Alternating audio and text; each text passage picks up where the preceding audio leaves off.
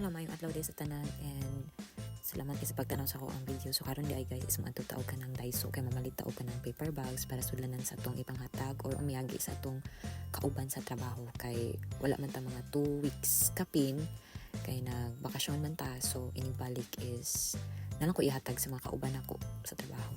So nalakaw dito sa Daiso kay mamalita og paper bags guys. Kay balik naman ta sa atong trabaho. So mamalita og sudlanan sa atong mga pasalubong. Mga na siya magbay ka karon. Okay, sinasabi nito guys, kaya sa pikas na unit. Napa ko yung mga pangalan dahil ako panaman.